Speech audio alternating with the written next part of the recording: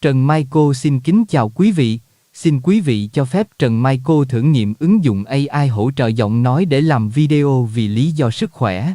Dù giọng nói quý vị đang nghe không phải là giọng của Trần Michael vẫn hoàn toàn chủ động kiểm soát nội dung bản tin và luôn kiểm soát chương trình theo thời gian thực. Việc này chỉ mang tính tạm thời. Trần Michael sẽ trở lại với giọng nói thật của mình sau khi hoàn toàn bình phục. Xin cảm ơn sự thông cảm và ủng hộ của quý vị. Quý vị đang coi chương trình trực tiếp về cuộc họp của Tổng thống Trump về việc triệt tiêu tổ chức ANTIFA, tổ chức khét tiếng mà ông đã liệt vào danh sách khủng bố nội địa và yêu cầu lập ban chuyên án liên bộ để triệt phá, từ tài chính cho tới công cụ và các tổ chức, cá nhân hậu thuẫn. One assault that left him with a brain hemorrhage. Only days ago, Nick Sortor was assaulted in Portland by a flag-burning mob, and we've made it 1 year penalty for inciting riots. We took the freedom of speech away because that's been through the courts, and the court said you have freedom of speech. But what has happened is when they burn a flag, it agitates and irritates crowds. They've never seen anything like it on both sides, and you end up with riots. So we're going on that basis. We're looking at it not from the freedom of speech, which I always felt strongly about, but never passed the courts. This is what they do, is they incite. When you burn an American flag, you incite tremendous violence. We have many examples of it, many examples of it, and it's actually down on tape, and you see things happen that just don't happen unless it's the flag that's burning. Very recently, Katie Davis Court was hit in the face with a flagpole in Portland by an Antifa radical, leaving her with a very blackened eye. So, Katie, thank you very much. And I'd like to also say that I watched Nick. Where's Nick? Is Nick here? Right here. Nick? Hi, Nick. That was a rough time you went through. I hope you got my little note. I wrote you a note. Yeah, I really appreciated that. It helped a lot because it was a difficult situation. It was very stressful. And your note helped a lot. I truly appreciate it. I thought it was terrible, actually. I thought it was terrible. So we'll talk about it a little bit. Under the last administration, the Department of Justice targeted faithful Catholics, Christians, and patriotic parents as domestic extremists. They said, oh, they're extreme because they believe in God. They're extreme because they go to Catholic church, or evangelicals, where everybody was under the gun. Unless you are a really bad, sick person, then they left you alone. Under the Trump administration, we're going after Antifa criminals, and all who fund and support their campaigns are in serious trouble. And we have a lot of records already, a lot of surprises, a lot of bad surprises. It's people that you would never think. I want to thank Attorney General Pam Bondi, who, by the way, yesterday was incredible in Congress. It was amazing, and she just did it from the heart and the brain, because she's very smart, in all fairness. But she did it from the heart, and she did it an incredible. Everybody was talking about it. She exposed some of these fake senators, these terrible senators, people like Blumenthal that had a phony war record. For 20 years, he talked about what a hero he was, and it turned out he never went to Vietnam.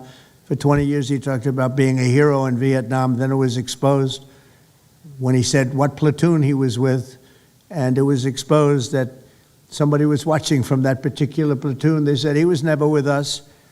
And then he went out and he cried, and he was ready to drop out of the election. And disgraceful. And then he looks at people like Pam and he starts criticizing her, and she's a patriot.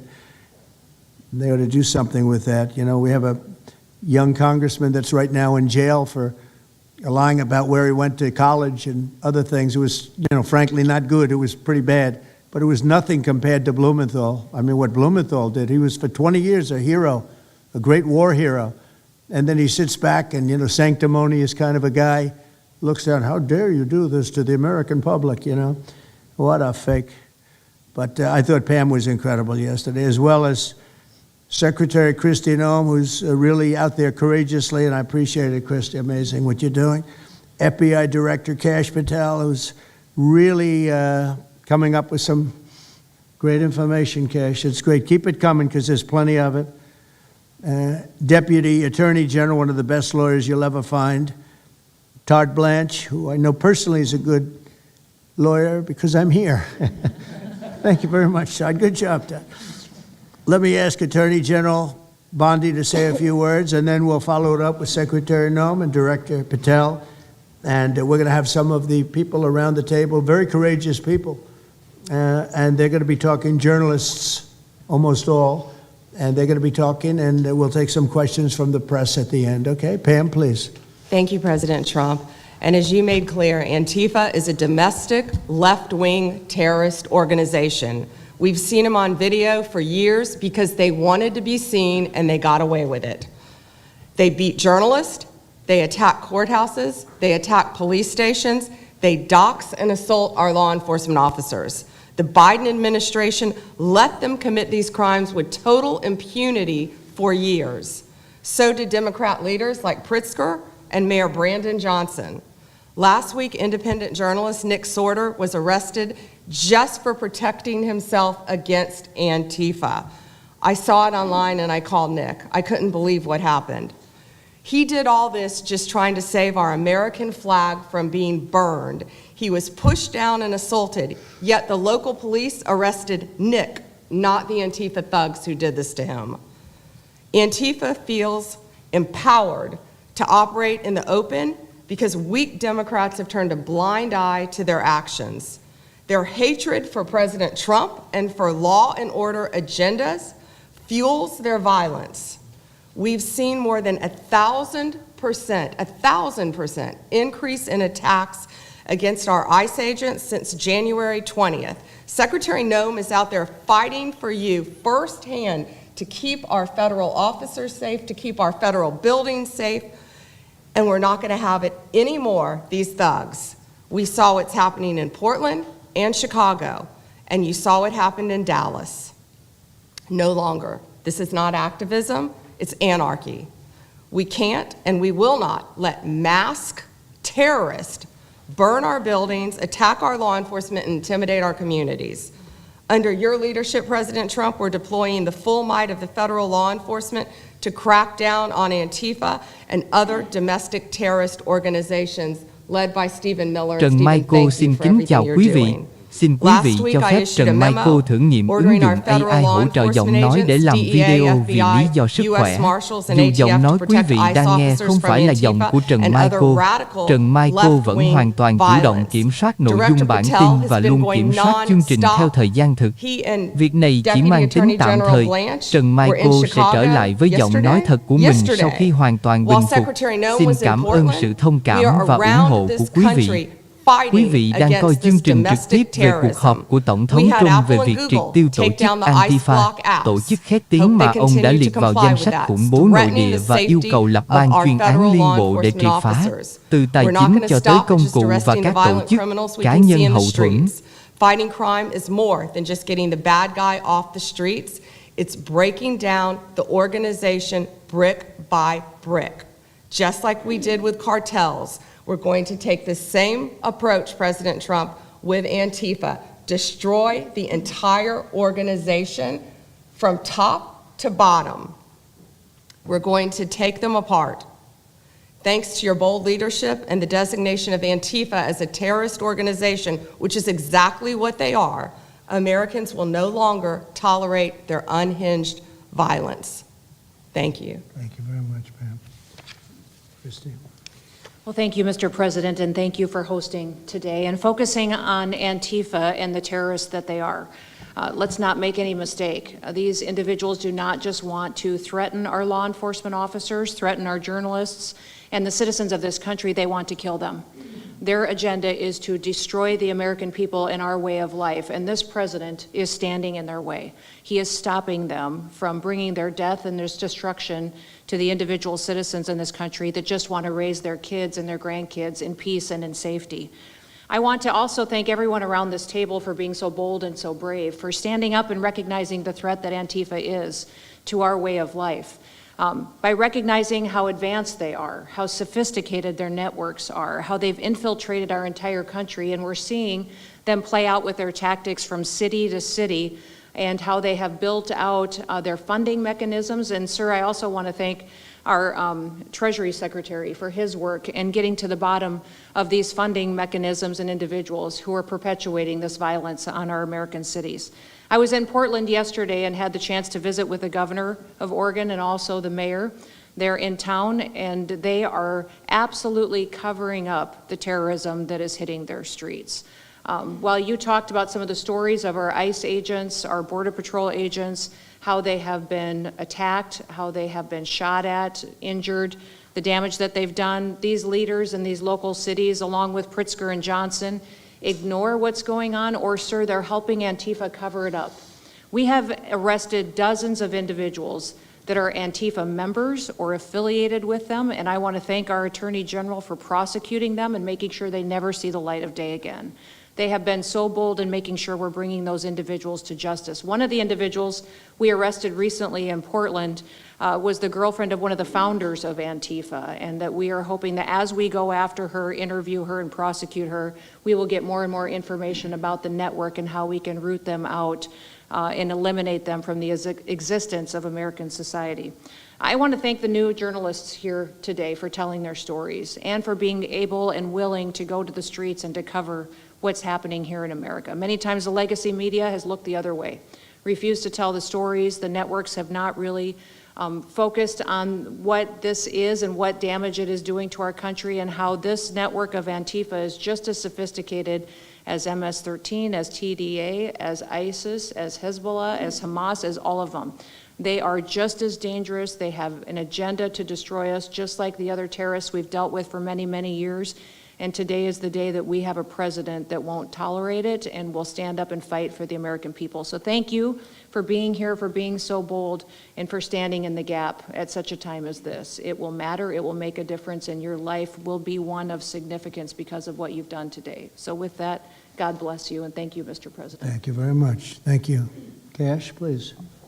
Thank you, Mr. President. Mr. President, the American people gave you a sweeping mandate in your victory in this election cycle, and they demanded safety and security for our citizens. And your administration, with your leadership, has provided us with the resources that we need, which is a whole-of-government approach to go after criminals absolutely everywhere, not just outside of this country, but within this country.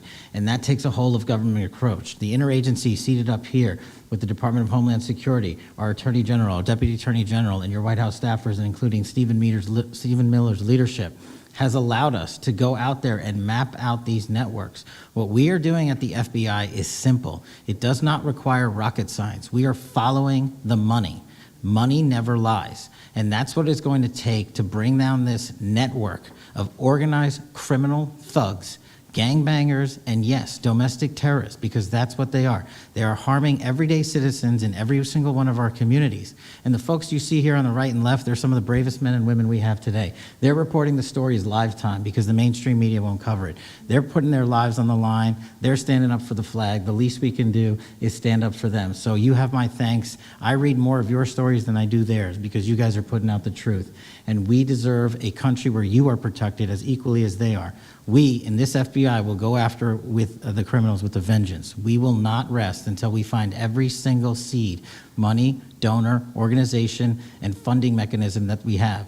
And I want to echo the Secretary's comments on Scott Bessent, who's allowing us to map out these networks through their financial criminal activities, which has been going on for decades. And I would like to remind the American public, they built this disease temple of corruption over decades. And in 8 short months, Mr. President, you have crippled their foundation because of your leadership here, because of the interagency, because of people like Deputy Attorney General Blanche, and because of Attorney General Pam Bondi's fearless leadership to go after criminals wherever they are.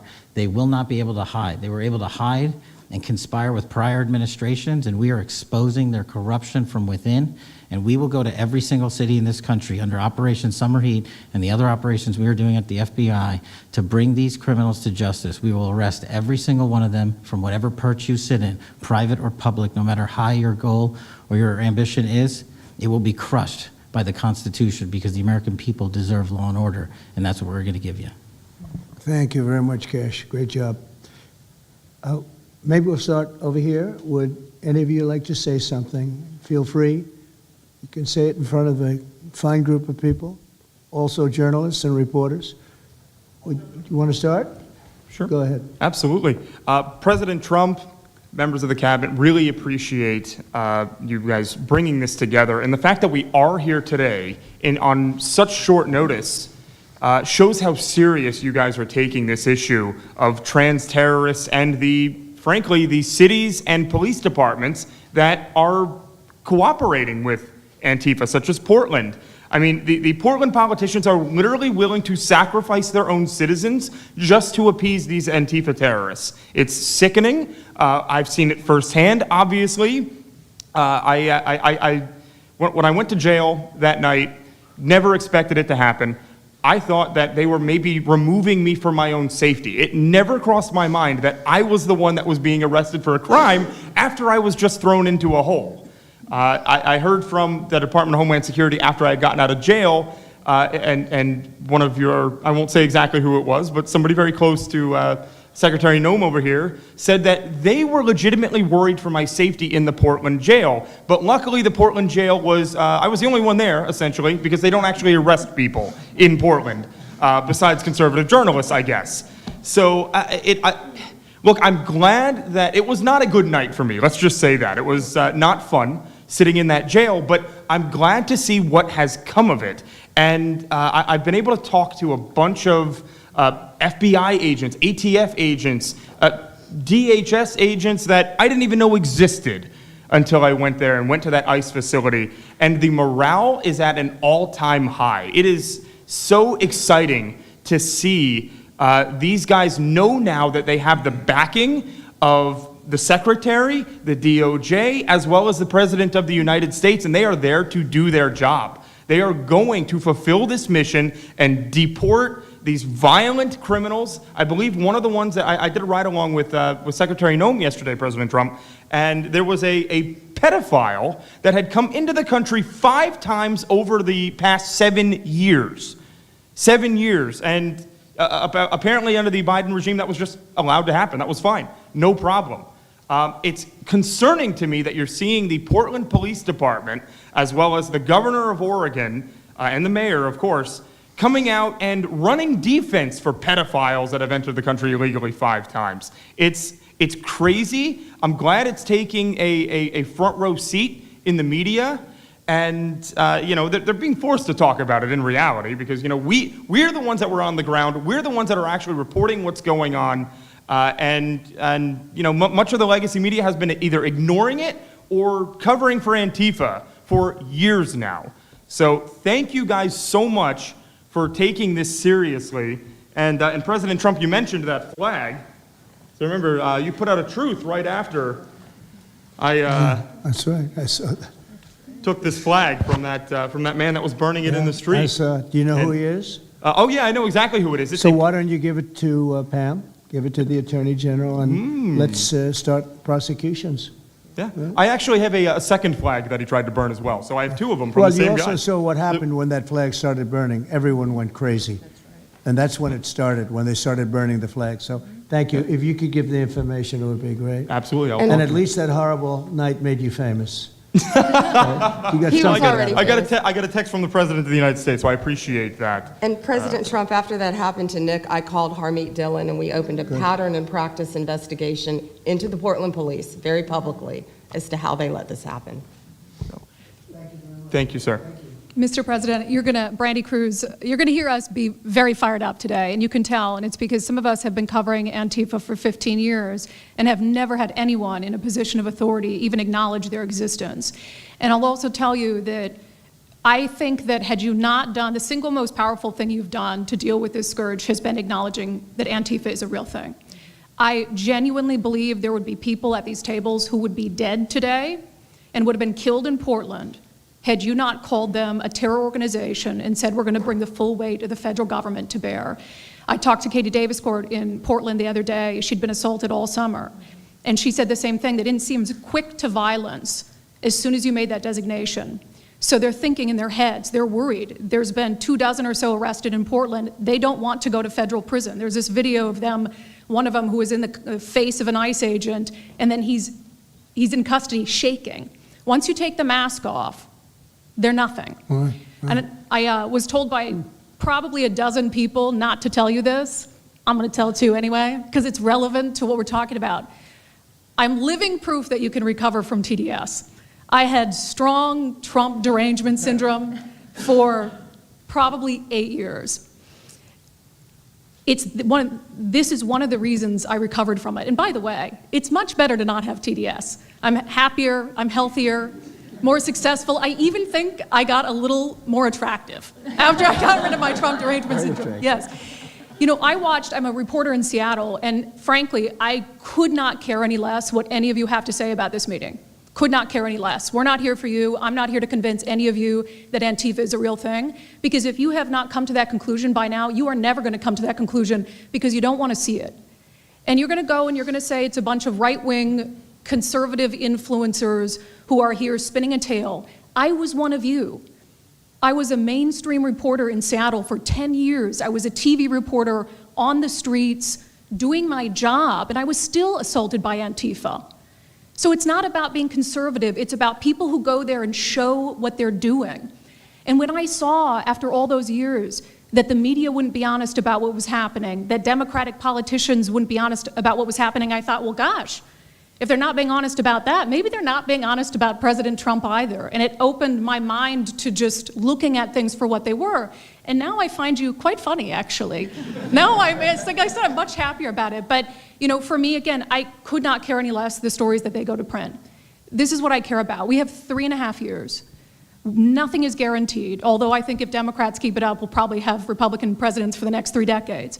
But nothing is guaranteed, and so what I want to see over the next 3.5 years is a full court press to dismantle Antifa once and for all in a meaningful way. I know, Andy, we talked before this about some ideas. That's really what we want to, I don't care what the media says, I don't care what Democrats say, they will never wake up to this fact. So we want the federal government to take as many of these cases as possible, look at the interstate travel between Portland and Seattle when it comes to these people who are committing violent acts, and hopefully in 3.5 years, they will be a shell of their former selves. Very close to done, and it's Antifa and many others, Yes. unfortunately. There are many others, bad ones. Most have been named terrorist organizations. There are a couple that we're going to, but I think we've got it pretty well covered. But there are many others, but very specifically today it's Antifa, and it's really bad, and we're going to get it cleaned up. Andy, do you have something? Thank you very much. I'm glad you no longer have TDS. I feel very good about that. Thank you. Thank you, Mr. President and members of the Cabinet. I have a lot of gratitude, and a little bit about my background. I'm born in Portland, Oregon, from there, and growing up, it's always been left-wing, very progressive, and I liked it. It had cafes and artists and those who lived a bohemian lifestyle. And in 2016, I was a graduate student at Portland State studying political science. I was an editor at the student paper there, a very progressive paper, and I was assigned to cover the election night demonstrations. Well, the elections night protests turned to riots, 3 days of violent rioting in Portland, and it was the first time that I saw groups dressed in black with their faces covered. This was 4 years before COVID. Some of them were waving the black flag of anarchism, some the red flag of Marxism. And within seconds, they would ravage one street to another, to another, to another.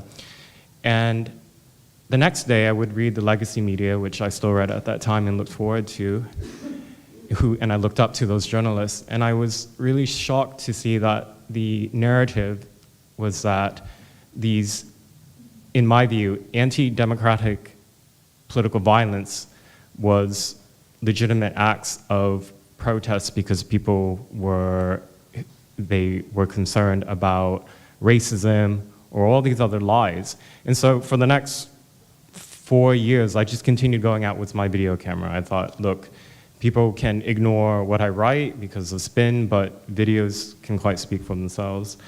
And in 2019, it led to me nearly losing my life. I was covering another Antifa protest turned riot.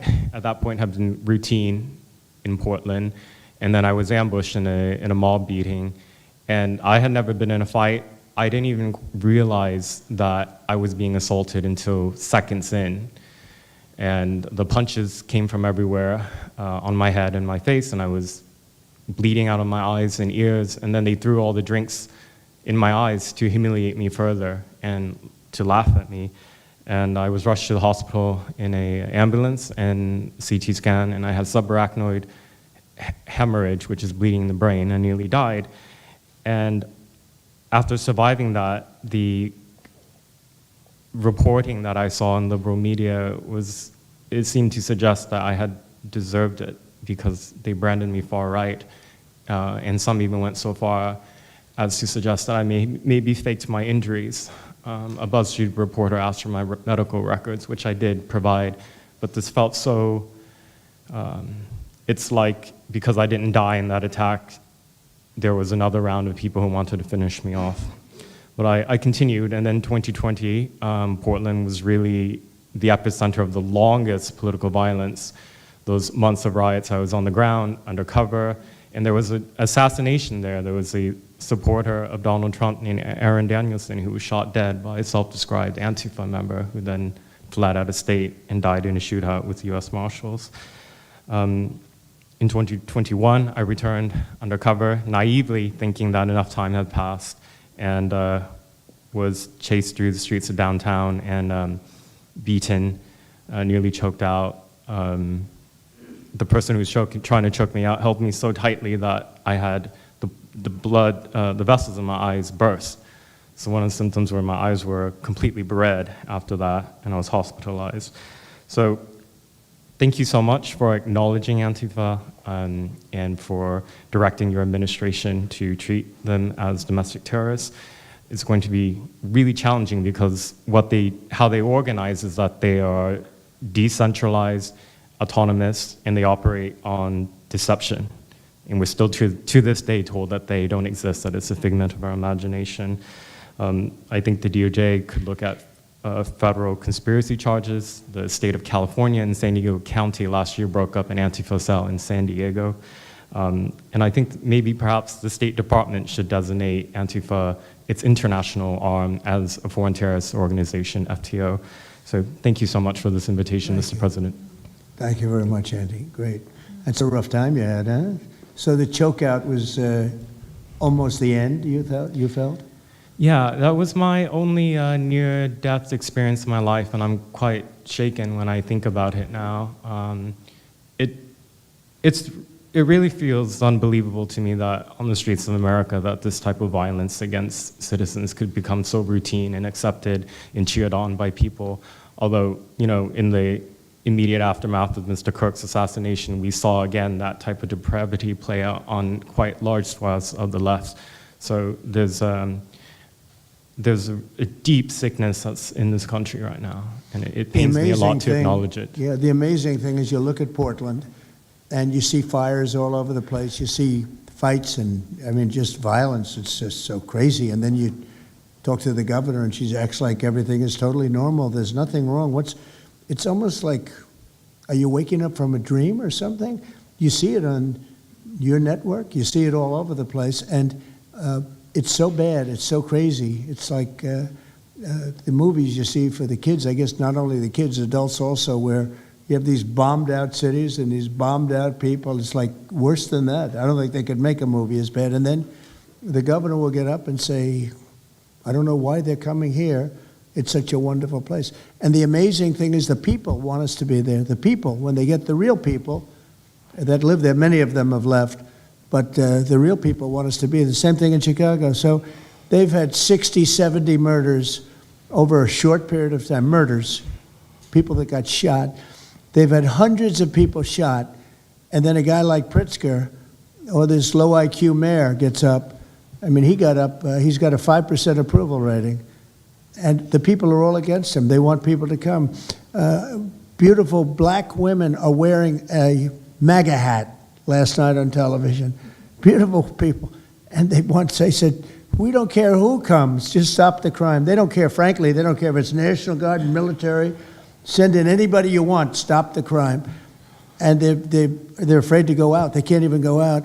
And then a guy like Pritzker, think of that, 50, 60, 70 people over a short period of time actually murdered, mostly gun violence, but knives, but gun violence, they're murdered, and hundreds of people shot. They had one weekend where they had like 18 murdered and 71 shot. But they said, you know what their excuse is? Yeah, but it was a long weekend. In other words, it was a long weekend, so that was okay. And then Pritzker gets up and he says, I don't know what they're talking about. We don't have crime here. They're crazy. I think actually they're petrified. You know, their families live there, everything else. I actually think they're scared. Pritzker was a failure in his family. They threw him out of the family business. Guy's a loser. But you know what? They actually, I believe they're scared. They're actually frightened for their lives. Jack, please say a few words. Mr. President, thank you so much for having us here today and holding this roundtable. Antifa is real.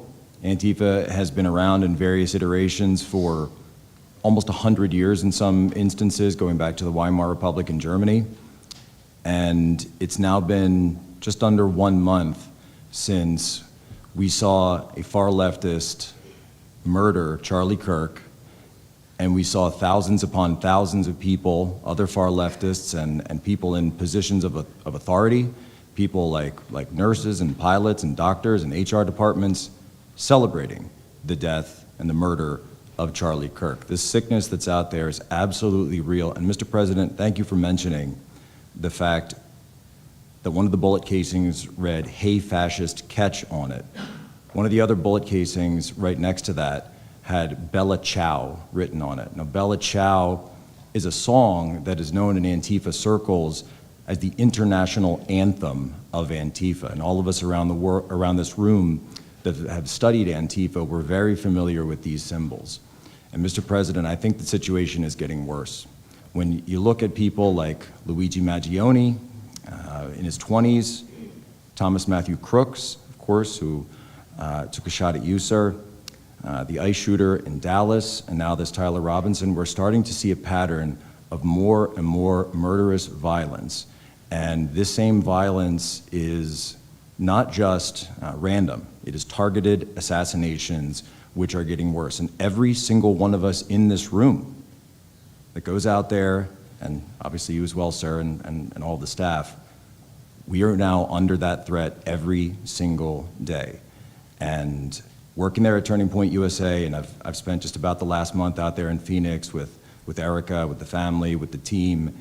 And I will tell you this, Mr. President, even though going through something like that, which is an absolute nightmare, and people say, you know, what was it like to speak in front of all those people? It was horrible. Every second of it was horrible. But we're not going to quit. And Turning Point USA is continuing the tour that Charlie was on. We had 6,000 people when we went back to Utah. We had 5,000 people last night in Montana, if you can believe that. We are continuing to organize on campus. We are getting more and more people coming out in the face of this threat, knowing what happened to Charlie. But Mr. President, we need to do something about this, because I fear that the next one who could be killed could be sitting at this table right now. And we're not going to stop, but they need to stop, and they will not stop until they are stopped. Thank you. Thank you, Jack. I appreciate it very much. One thing I have to say is that Washington, D.C. was almost as bad.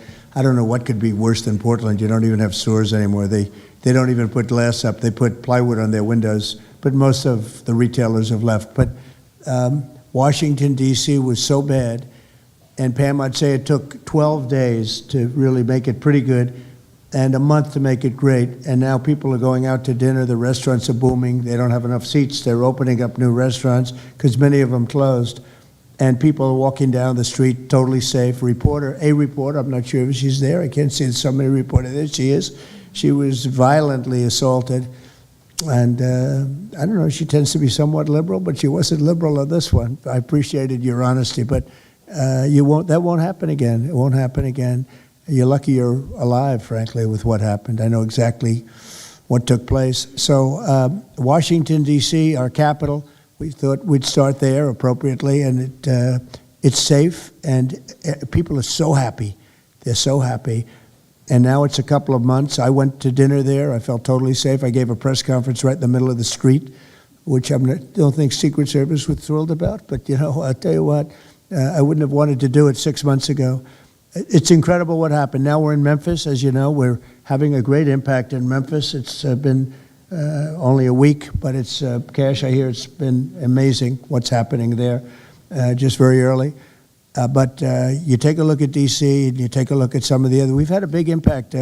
What we haven't said, because Pritzker said, well, crime is going down in Chicago. Well, 5 months ago, Cash went to Chicago with a lot of FBI agents just to prepare it so that we went in with, I guess you could call it a surge, call it whatever you want, but would be even more effective. And we're going to be doing that and very, very strongly doing that because Chicago is a very unsafe city. It's a great city. The head of the Union Pacific Railroad said, "Sir, please save Chicago. It's a great city. It can be saved." Other cities are gone. I mean, they're lost. They can get better, but they're just really, they've been so decimated. But I'm so proud of what they've done so quickly in D.C. And it's taking place quickly in Memphis, where we were asked to go by the mayor and by the governor. And it's really incredible what we can do and how fast we can do it. Let's go for 2 more. Would you like to go? And then Katie, you'll go. Okay, please. Yeah, thank you, Mr. President, for having us here. And not to sound like a broken record, but it needs to be said that Antifa is real.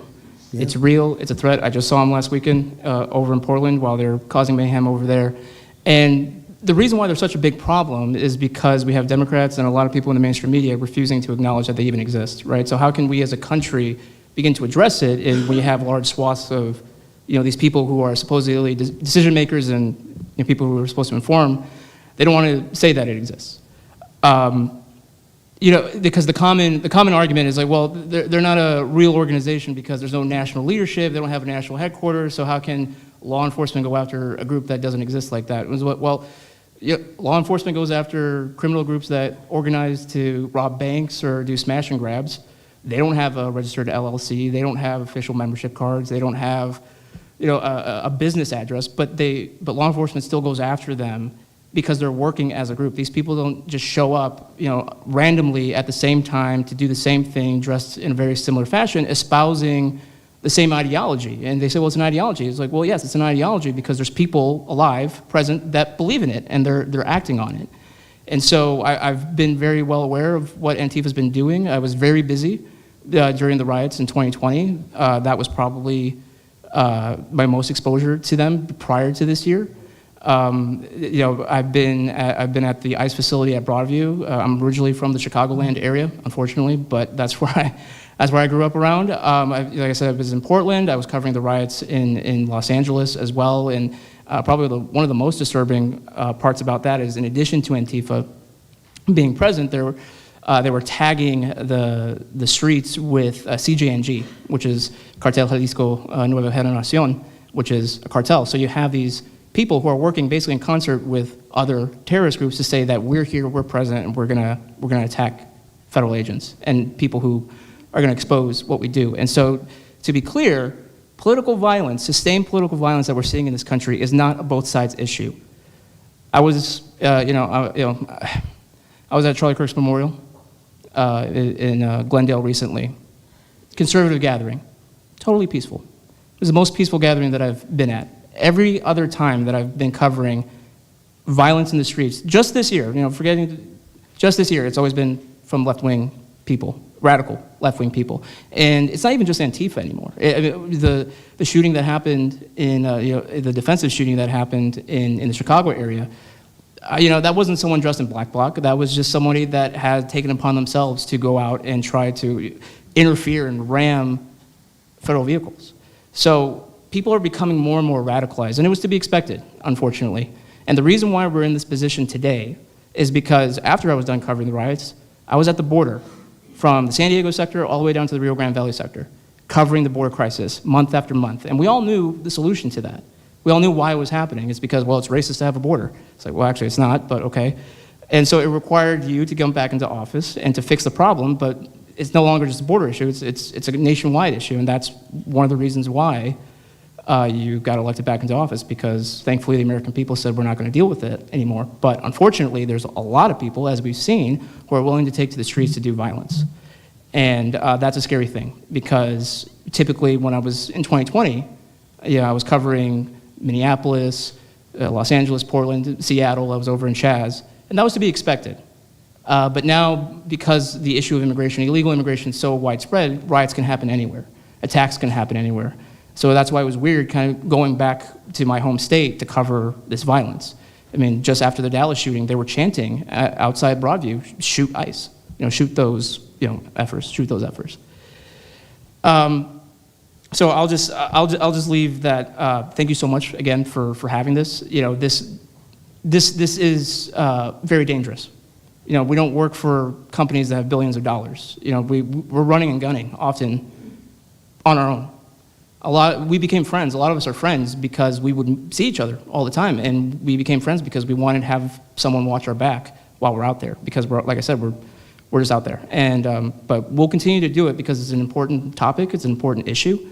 The American people deserve to know what's happening in these chaotic situations, and you know, we're more than happy to do it. So thank you, sir. Great job. Thank you very much. Katie, please. Hi, Mr. President.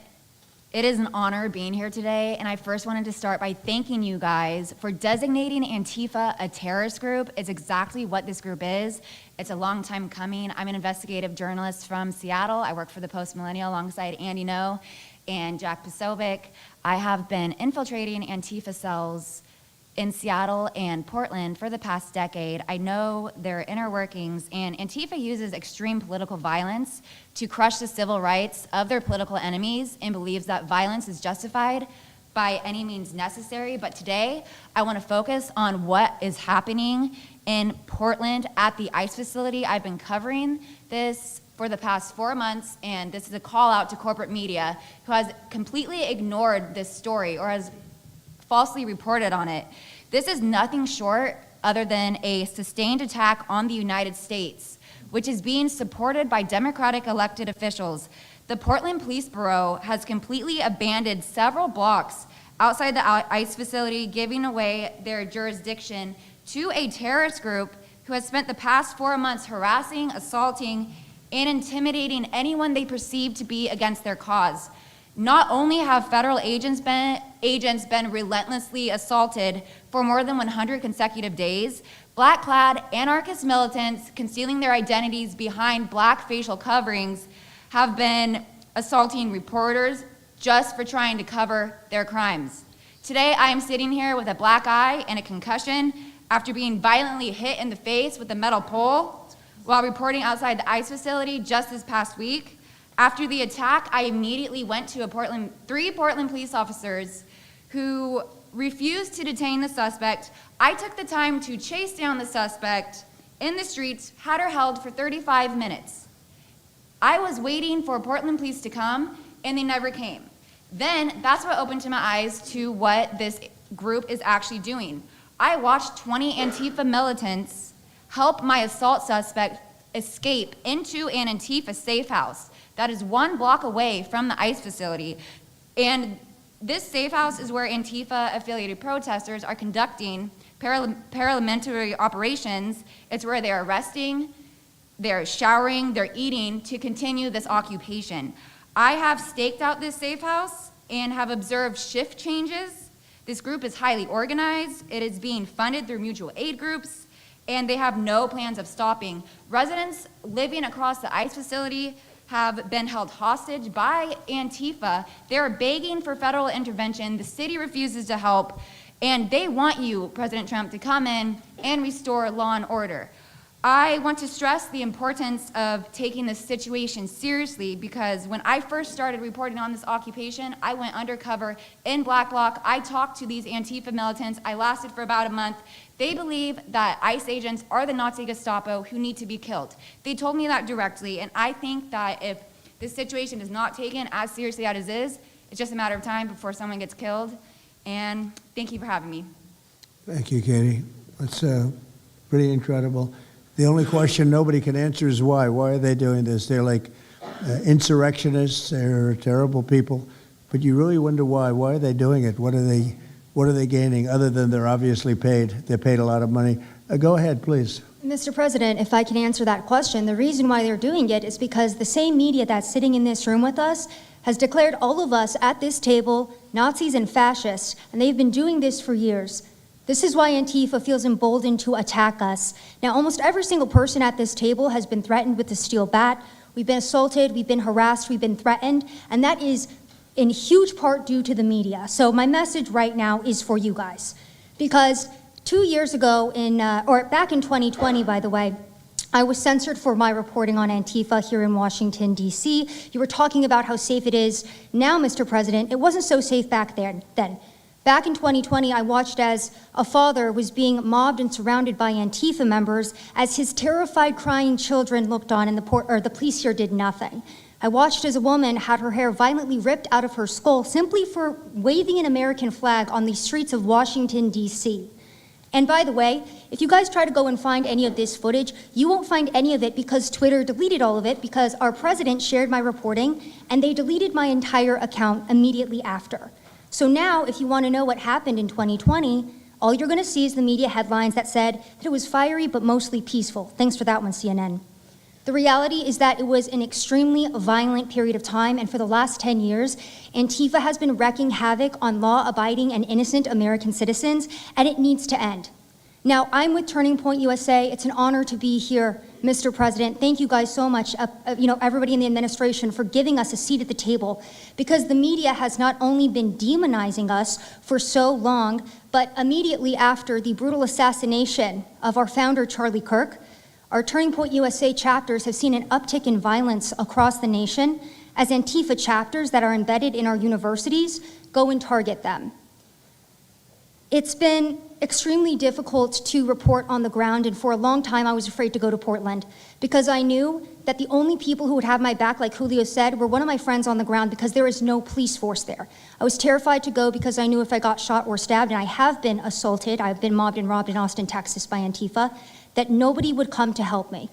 So my plea to the entire administration, especially to the DOJ, is every single radical left-winger who is in front of the ICE facility in Chicago, in New York, in Portland, please make sure that you use the full force of the law to come after each and every single one of them, because it is us being soft on left-wing violence that has fomented all of the terror that we have seen in this country, and it is the left wing getting away time and time again with assaulting law-abiding American citizens that has led us to this place. So truly, to the Americans that I speak to on the ground, they feel completely abandoned by their state and local government. So please step in. We have Americans begging for the National Guard, and to the media over here, please report on the truth. Please do your jobs.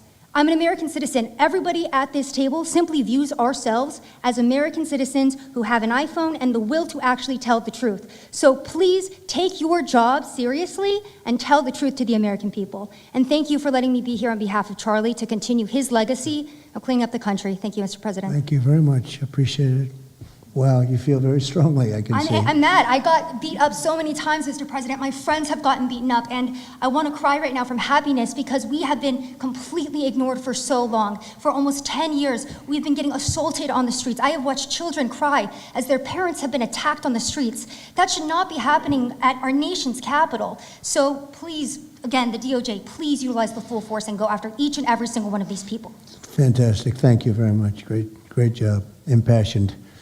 That's important because you should feel like that. Please, go ahead. Mr. President, thank you for having us here and bringing together this panel of brave journalists, everybody on this side of the room. And no one can speak to the violence better than these people here. So I think we know that this is not just a story about violence and chaos, as you alluded to, Mr. President. This is a money story. And at the Government Accountability Institute, my colleague and I, Peter Schweitzer and our team, we followed the money, and we followed it to the top of what we call the protest industrial complex, Riot Inc. And we found a network of NGOs. It's not just the Soros network, the Open Society network, it's other funding networks, the Arabella funding network, the Tides funding network, Neville Roy Singham and his network, Foreign Cash. And it's also big left-wing funders. Some of them are not citizens of this country. Mr. Hans-Jörg Wyss of Switzerland. They're pouring money into this entire ecosystem. And so I want to share 3 money facts with you about what we call Riot Inc. Number one, like any corporation, Riot Inc. has many divisions. It doesn't just have the Antifa boots on the ground division. It has PR divisions. It has marketing divisions. It has a very well-funded legal division to get these boots on the ground back on the streets as quickly as possible. But it does have those investors that I mentioned. Number 2, we have identified dozens of radical organizations, not just the decentralized Antifa organizations, but dozens of radical organizations that have received more than $100 million from the Riot Inc. investors. These would be the lawyer groups. These would be the groups that advocate for calling good, honest Americans fascists, etc. And then 3, I think the most shocking thing is that we have found that more than $100 million in U.S. taxpayer funding has flowed into these funding networks, including at least $4 million to these very groups themselves, not just Antifa types, but there was an event in Atlanta called Stop Cop City. Over 60 rioters were charged with domestic terrorism. These groups received money for that from both the billionaire class as well as taxpayer money. So one other thing, this money helps fund the decentralized crowdfunding platforms. These are ways that Antifa, the John Brown Gun Club of Elm Fork, which had links to that attack on the ICE facility, the Socialist Rifle Association, and just because they don't have LLCs or EIN numbers doesn't mean they can't get paid. Some of these funding platforms, crowdfunding platforms, are funded by this network that we call rioting. So again, I want to thank you for your leadership, for the whole cabinet's leadership on this. We're going to keep following the money and appreciate everything you're doing, sir. Do you know the name of any of the funders? Do you know the names? Because if you do, I'd like you to give them to Cash or Pam. Absolutely. Or Christy. Yeah, we'll do that. As soon as you can. That's all of you. Because you probably know the names after a certain period of time. You tend to find out. But these are people that do not have good intention for the country, and that's treasonous probably. So if you could, very important, if you could do that, it would be great. Nobody would know better than you. You'll figure it out. Thank you. Please, go ahead. Yeah, my name's Nick Shirley. I'm 23 years old. I'm a 100% independent YouTube journalist. And over the past year or so, I've been able to go to 15 countries. I've hung out with people in the gangs of Brazil, in the favelas, in the prisons of Secot. But yet the most dangerous places I have been here in the United States, unfortunately. And I've had the opportunity to show people about the protest Antifa here in the United States, and there's nothing organic about what they are doing here in the United States. I've watched people be bussed in from states. I've watched the same lady at a protest in Atlanta be bused to the protest in DC and then in New York City. There's nothing that is honest about what they are doing. And they have signs. I've seen the same signs here in DC and in London as well. It's a big organization and corporation that they're running. And people may wonder, like, what's the threat to us as Americans if we go? Well, you'll be labeled as a fascist, you'll be labeled as a Nazi, and they'll wish death upon you, because they wish death upon me. And just last week in Portland, Oregon, I watched a lady get trapped in her car, surrounded by Antifa, and her sister messaged me after seeing the video. She said, the only reason I think my sister was safe is because you were there recording. I also was chased out by a member of Antifa who said he would smoke me, and next thing he knew, a DHS sniper had lasers on his chest. If he was not there, who knows what would have happened that day. These people are very dangerous, and people wonder how they're able to do it. It's the reason is because these cities are not enforcing the law. And why should these people be worried if the law is not being enforced? And we are not far right, nor are we far wrong. We're just right. And the truth about what's happening here in America with these groups is very dangerous, and I thank you, Mr. President, and your administration as well for acknowledging that. Thank you very much. It's too bad you have to go through it. I know, it's a little crazy, right, much. Mr. President? Well, you're going to get to the bottom of it, so it's a very important thing you're doing. Thank you very much. Please, Ken. Yeah, I've just got something very short. I'm attacked every time I do my job. When I leave my house to go to work, I am violently assaulted. I've had guns pulled on me. I've been bear sprayed. I've been beaten down. I've been almost killed. So my question for all of you is, how would you feel if every time you showed up to work, masked militants tried to kill you?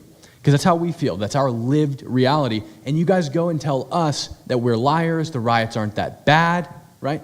I've never seen any of you guys on the ground. In fact, I've never seen anybody representing the companies you work for on the ground. You guys come to us for interviews that never get published. Stop saying we're lying. We're not. We risk our lives every day to do the job that you guys are too afraid to do. What network would you say is the worst, if I could ask? Oh, man, that's a real tight spot. Honestly, it's a simple question. And it's just... Well, there's a lot of people in this pool, and I would say I'm not talking about Fox. I'm not talking about Newsmax or any outlet that resembles them, so I'll let you guys put the pieces together on who I'm exactly talking about. Who would you say, which network? MSNBC, for sure. Oh, they're terrible. I agree. They're CNN, terrible. probably close, yeah. Yeah. I'd rate it that way, yeah. MSNBC, that's Brian Roberts. Yeah. That he allows that to happen is a disgrace. Absolutely. And CNN is second. Yeah, I second. would say CNN is not quite as bad as MS. MSNBC is not What really a about news others? site anymore. Oh, MSNBC is sick. Yeah. They're sick. Well, Who- sir, it's who also else? just the stories that they publish about what's the ICE enforcement operations that are so heavily slanted that it's no longer, as I was saying, no longer just Antifa, but Americans that are becoming radicalized. So they've been very irresponsible with how they've been reporting Who on is it. that? MSNBC, for example, they're Would you rate them the worst? probably. And who ran would a you rate story- second? Well, they ran a story about an operation in Southern California about how a father of 3 Marines was arrested, and they made it seem like they just did it because he's brown. But there's video of that same man charging at the agents with a weed whacker. Now, I've worked with weed whackers back in the day, and you don't want to be on the receiving end of one of those. So that's why he was arrested, but the story was presented as if it's a brown guy just simply being arrested. And I've been around ICE agents, and I'm a citizen, so I feel fine. But it's just that's why. It's not just Antifa. It's not happening in a vacuum. It's No, it's multiple working in factors. conjunction. I think they work in conjunction with some of the media. I think ABC is very bad. I think NBC is very bad. And CBS has a new owner, so we have hope for CBS. CBS has a great new owner, my opinion.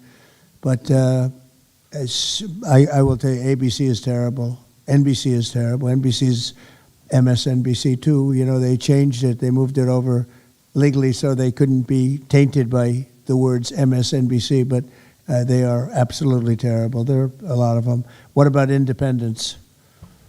Independent networks. They're a little bit better, but I would say that we're an example of how you don't need to be part of a super large company to be able to do just basic journalism. All you got to do is sit and record, and you'll let the story play out. And that's why they hate us. That's why Antifa Well, I targets watched us. a level of dishonesty that's incredible, where answers are changed. Like just before the election, an answer was changed by Kamala. She gave a horrible, death-defying, election-defying answer, and they took the answer out and they replaced it with another answer that she gave 5 minutes later, having to do with a different subject, but at least it wasn't election-defying. No, the level of dishonesty with the media is incredible, whether it's on Antifa or many of the other groups. You're talking about Antifa, and I know that's close to your heart because that's the one that's most affecting you, but there are others that are as bad or almost as bad as Antifa, having to do with different people, different sections of the world, but it's terrible. We're not going to let it go on in this country. We're not going to let it go on. And a big problem is not all of them, but some of the networks out there. And you do wonder why. You really do. Okay, please. Go ahead, yeah. Mr. President, thank you again. Thank you. My name's Jonathan Cho. I am an investigative reporter for Frontlines Turning Point USA. I'm also a senior fellow at Discovery Institute in Seattle. And I cover far-left extremism as well as the homeless drug crisis in America. And I find it oftentimes those worlds intersect. And hot off the presses, what I wanted to bring to your attention today is a report from a Capital Research Center here in DC in conjunction with Discovery Institute. They just put out this study right now, and what it shows is that Antifa is heavily embedded in the homeless and housing nonprofit sector. In many cases, the homeless industrial complex is running cover for Antifa. Antifa is benefiting from American tax dollars, and they're essentially being used as the muscle. Let me give you an example. There's a group called Stop the Sweeps in many U.S. cities right now. They get in front of encampment sweeps. What they're doing quietly is they're bringing in Antifa militants to manufacture a crisis to make the police look bad. Another group right now that is behind Antifa and working with Antifa very closely, based on the research that we have right now that we're going to give to you and your team, are the Democratic Socialists of America, also known as DSA. Again, these far-left progressive groups tend to be aligning themselves with Antifa. So finally, in closing, what I wanted to thank you again, Mr. President, is that a few months ago, earlier this year, you put out an executive order on homelessness and the drug addiction crisis in America, and that's sent the entire homeless industrial complex on the run. You have absolutely moved the needle and changed the game. But what's also come out, again, is that there is a connection, a deeply embedded connection with the homeless housing nonprofit game in America connected to Antifa and the far-left activists. And finally, I just wanted to say that all of our resources at Turning Point USA and Discovery Institute are at your disposal, and we will continue again to carry on the legacy of Charlie Kirk. He would have wanted us to pursue and chase the story. Well, he was a good friend of mine, as you know, and he helped us get elected. Us, it really is us. It's even some of them, but not too many of them, not enough of them. And did you notice when we mentioned CNN and MSDNC, the cameras went off. 2 of the cameras immediately went off, but they're not going to cover it anyway. The problem we have is that this is a very important meeting, but you'll see very little press about it. These are major statements being made by major people, including the people right here, and you're not going to see too much about it. They don't like to cover this kind of thing. So it's very dishonest what's going on there. I think the press is a big factor. Please, go ahead. Thank you, James. Mr. President, thank you so much for having us all here to bring attention to this matter.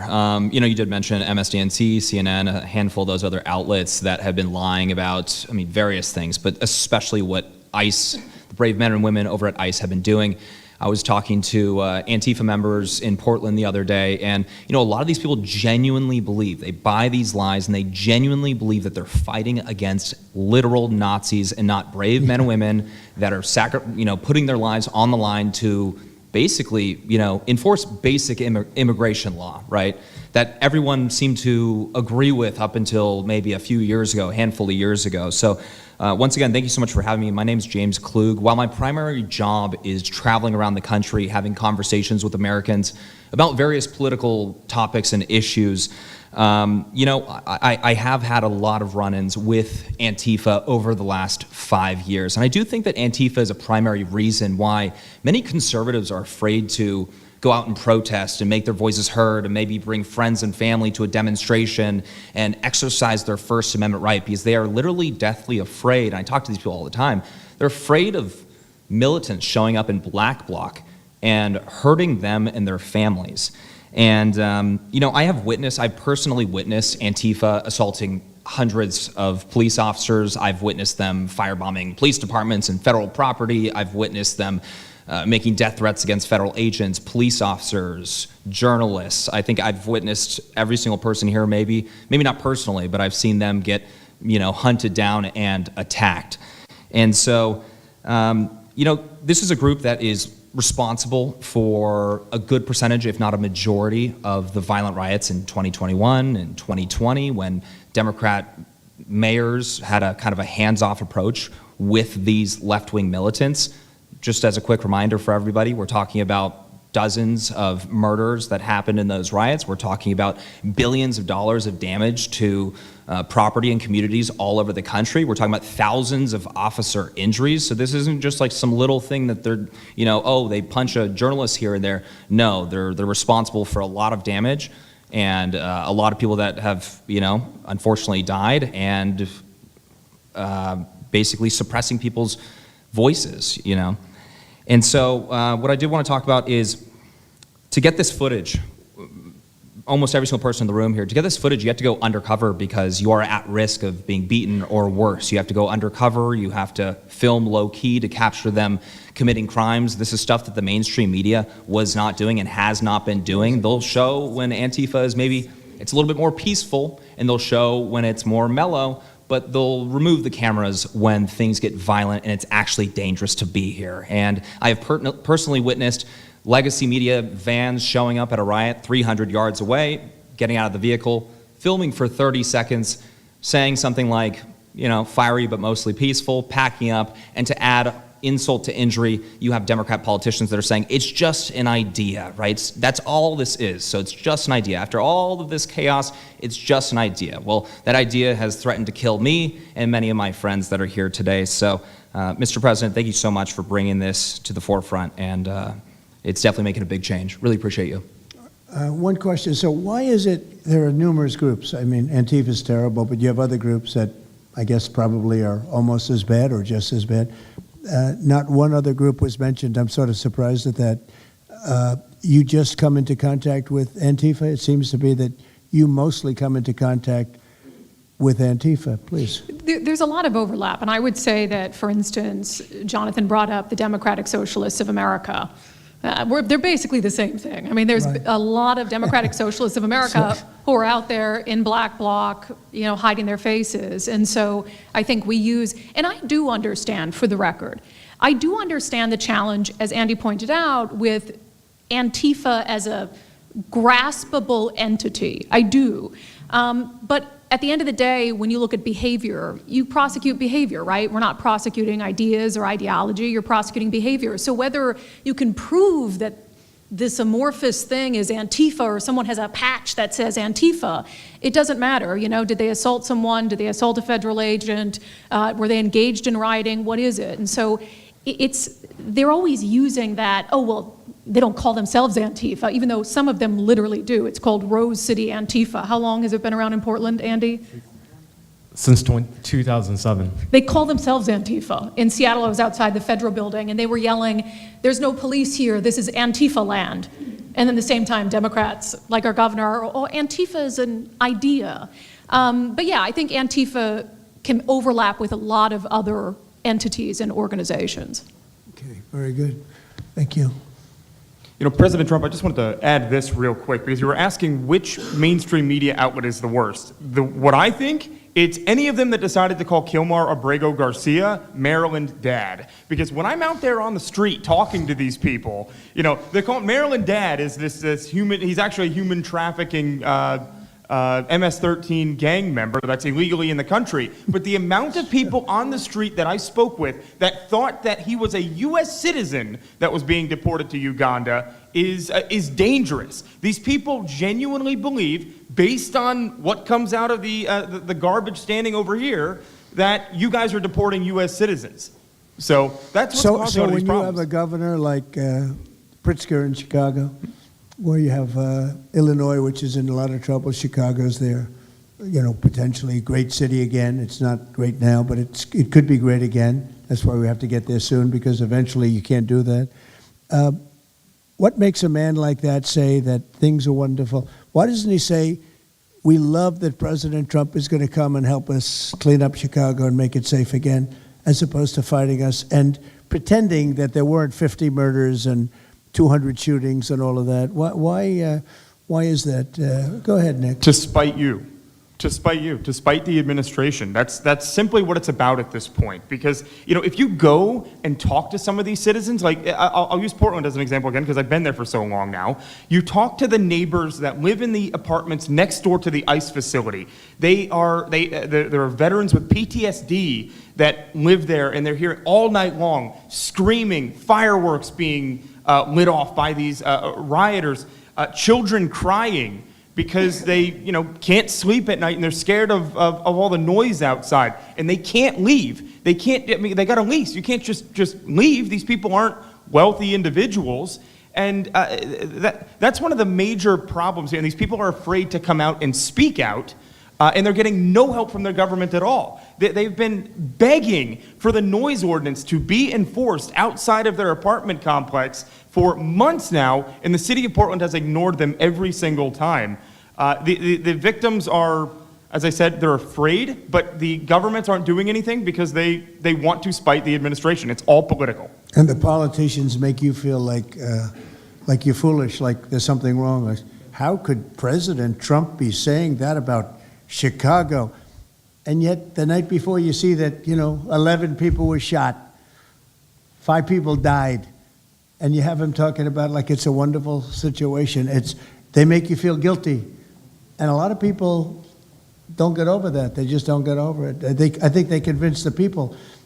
Do wealthy people leave too or not? Places like Portland, are the wealthy people leaving? People that can leave, are they leaving?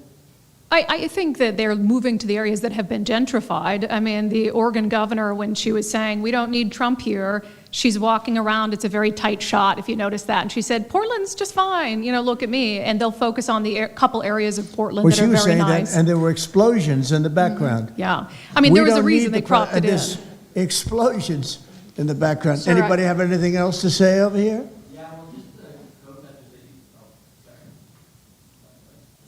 And then we'll get, should we be taking questions, or is it just a waste of time? Because they can ask questions, but, well, there's Brian, he's good.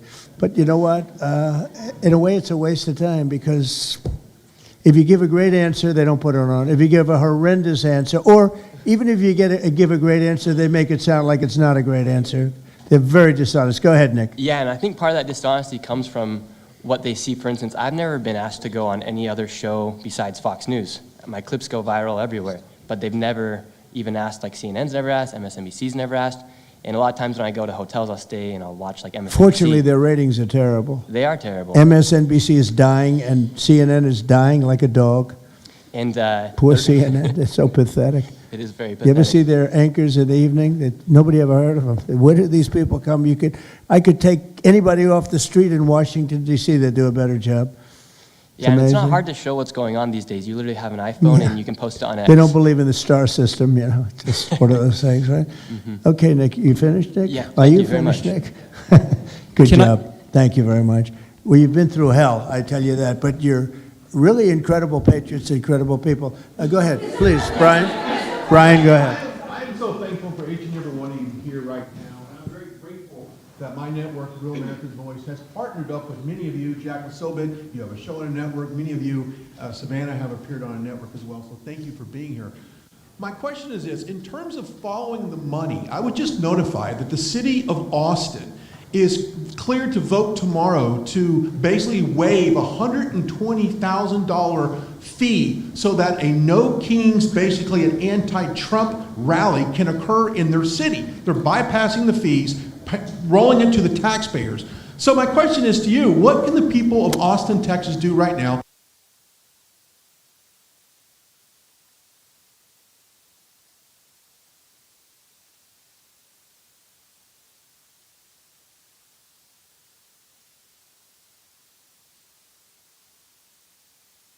So my question is to you: what can the people of Austin, Texas do right now?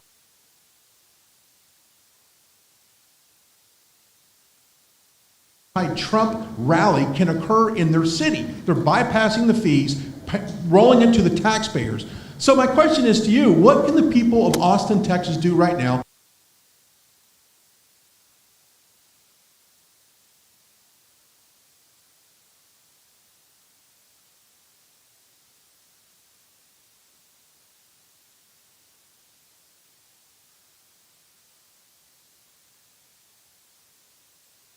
An anti-Trump rally can occur in their city. They're bypassing the fees, rolling it to the taxpayers. So my question is to you: what can the people of Austin, Texas do right now?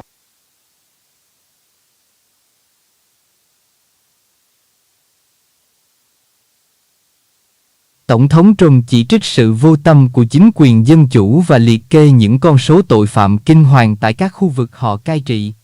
Ông tin rằng họ hèn nhát. Tổng thống cho biết ông đang cân nhắc rất cẩn trọng về việc sử dụng đạo luật chống nổi loạn để ứng phó tình hình ở Portland và Chicago nếu mọi việc vẫn tiếp diễn. Ông cũng nhắc về sắc lệnh ông đã ký yêu cầu án tù 1 năm cho tội đốt cờ Mỹ nhằm kích động bạo lực. Tổng chưởng lý Bondi nhắc lại những tội ác của ANTIFA và sự bao che của các chính quyền đảng Dân Chủ. Bà nhắc lại vụ bắt giữ oan sai ký giả Nick Soto khi đang cố gắng chặn đám ANTIFA đốt cờ Mỹ. ANTIFA đang quậy phá ở Portland, Chicago và Dallas. Bà tuyên bố sẽ dùng biện pháp triệt tiêu chúng như được áp dụng cho các băng đảng buôn người, buôn hàng cấm vào Mỹ. Bộ trưởng An ninh Nội địa Kristi Noem cho biết, Bộ Nga Sóng Khố đang hợp tác với bà để truy ra các tổ chức cá nhân bơm tiền cho ANTIFA. Bà kể về chuyến thị sát của bà tới Portland và lắng nghe các nạn nhân của ANTIFA. Bà chỉ trích chính quyền dân chủ tại Portland, Oregon, Chicago và Illinois đã bỏ mặc dân chúng và để cho ANTIFA hoành hành. Bà cũng cảm ơn các ký giả độc lập vì sự dũng cảm của họ, xông pha ra thực địa để làm phóng sự và đối mặt với nguy hiểm thường trực. Giám đốc FBI Kash Patel ca ngợi nỗ lực liên bộ để phối hợp điều tra mạng lưới tội phạm này. Ông cho biết nhiệm vụ của FBI là thu thập dữ liệu vì các cơ quan và vẽ ra mạng lưới của chúng rộng tới đâu và triệt phá từng mắt xích một. Điều quan trọng là ANTIFA và các tổ chức tương tự được nuôi bằng tiền của các cá nhân, tổ chức trong nhiều chục năm mà không bị xem xét và truy tố. Ông khẳng định những kẻ phạm tội sẽ bị truy tố đúng người đúng tội. Lần lượt các ký giả và nạn nhân được mời chia sẻ câu chuyện của họ về ANTIFA và sự tắc trách của chính quyền dân chủ. Ký giả Shorter, Người bị bắt oan, cho biết tinh thần của nhân viên công lực liên bang là rất cao, nhưng quan chức địa phương thì hoàn toàn hèn nhát và vô tâm. Anh cầm theo lá cờ Mỹ bị đám Antifa đốt mà anh đã giữ lại. Tổng thống nói anh hãy đưa cho bà Bondi và cung cấp thêm thông tin về đám đốt cờ này. Một ký giả tên Brandy Cruse, người tự nhận là từng chống trồng điên cuồng trong 8 năm nhưng đã chiêu hồi về lẽ phải, kể về sự tác oai tác quái của Antifa bất chấp phe phái. Chúng tấn công tất cả ai đưa tin về chúng.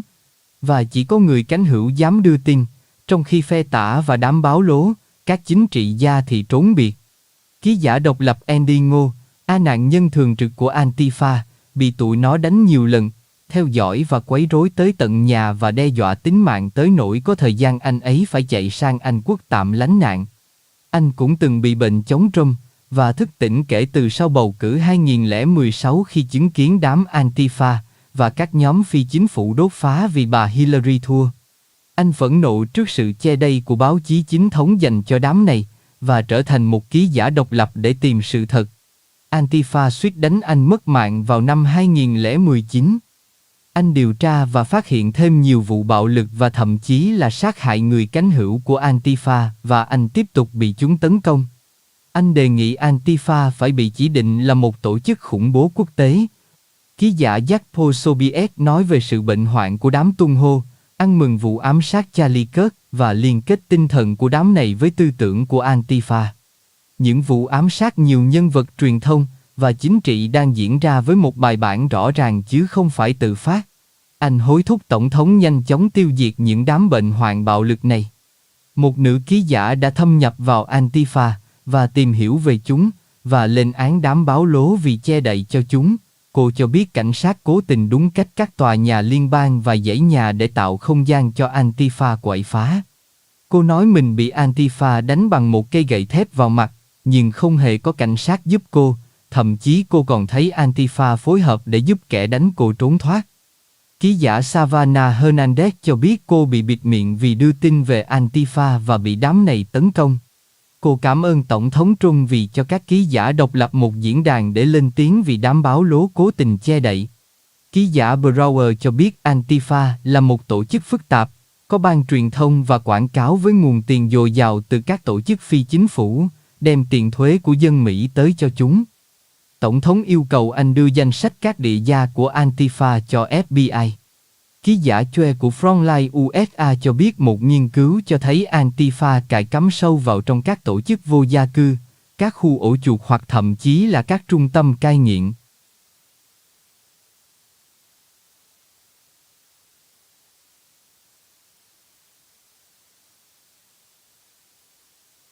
Tổng thống Trump chỉ trích sự vô tâm của chính quyền dân chủ và liệt kê những con số tội phạm kinh hoàng tại các khu vực họ cai trị.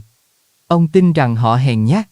Tổng thống cho biết ông đang cân nhắc rất cẩn trọng về việc sử dụng đạo luật chống nổi loạn để ứng phó tình hình ở Portland và Chicago nếu mọi việc vẫn tiếp diễn.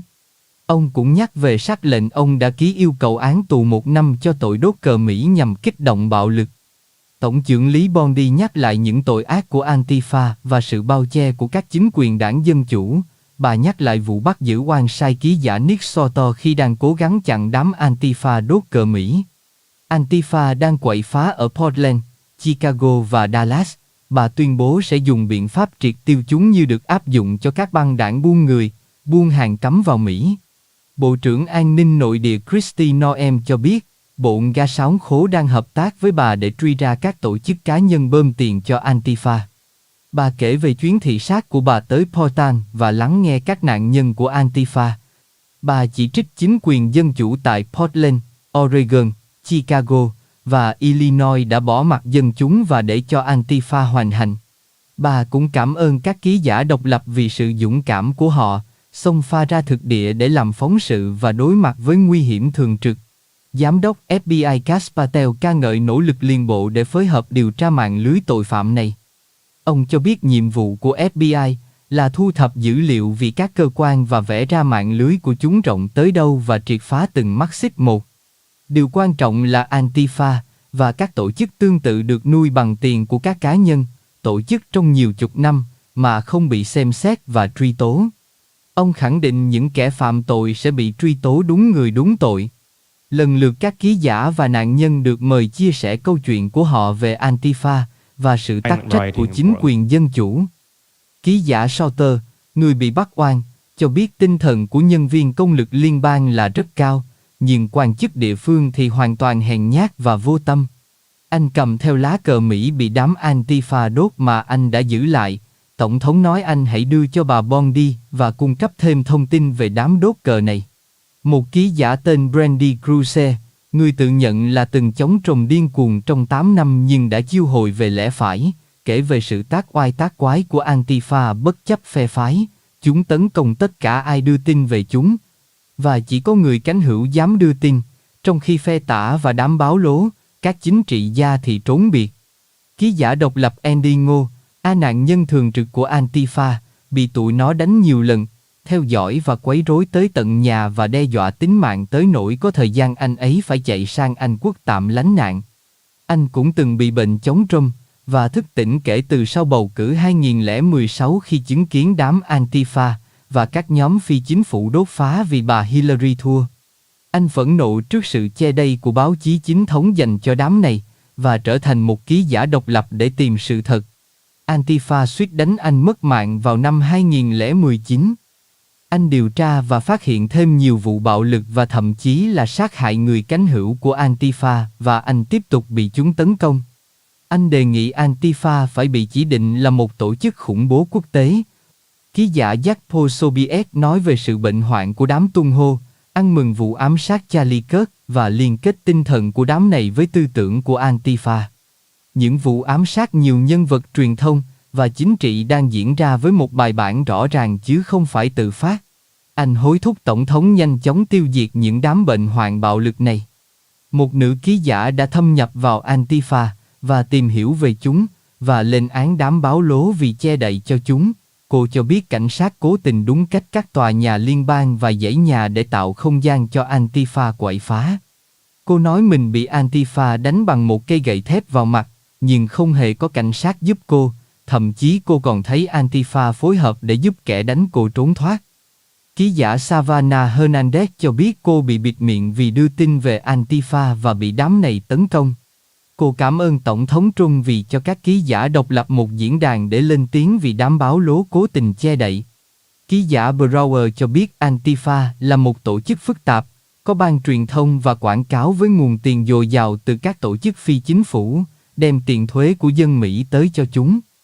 Tổng thống yêu cầu anh đưa danh sách các địa gia của Antifa cho FBI. Ký giả Chue của Frontline USA cho biết một nghiên cứu cho thấy Antifa cài cắm sâu vào trong các tổ chức vô gia cư, các khu ổ chuột hoặc thậm chí là các trung tâm cai nghiện. Luật sư Fitzgerald danh, xin